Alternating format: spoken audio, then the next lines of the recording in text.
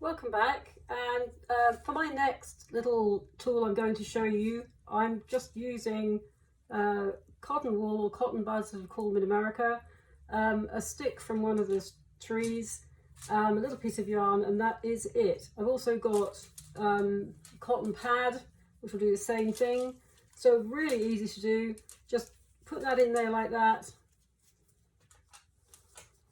hold it tight, wrap your yarn around really nice and tight like that. You could use any kind of thread, whatever you have at hand.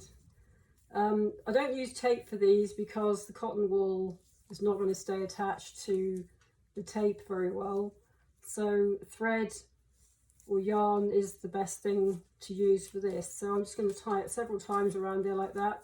Nice thing about this is you can wash it and you reuse it, and we're going to see how this works. It'll look like a candy floss, mini candy floss. So I'm not going to be too concerned about what the end product looks like because these are very disposable. You could also use cotton buds, you know, the ready-made ones. I think making your own is more interesting because you're going to have a bigger thing, a bigger surface area for the paint to soak onto. So that's super easy. And the next one is the same. I'm just going to wrap this around this little twig. Just going to wrap it around like that.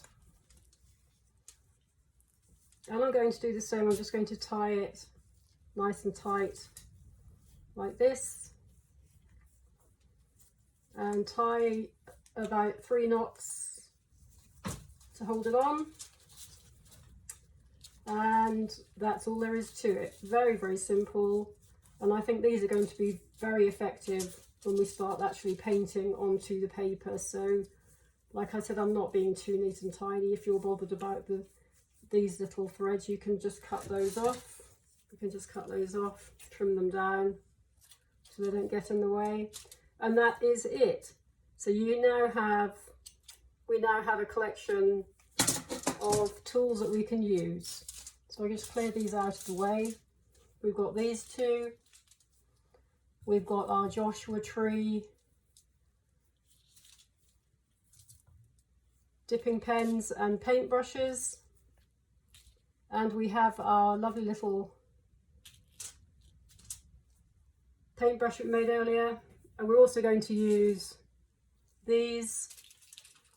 And we're also going to use these seed heads for dipping onto the paper. So keep watching for the next episode, guys, and get your bits and pieces ready.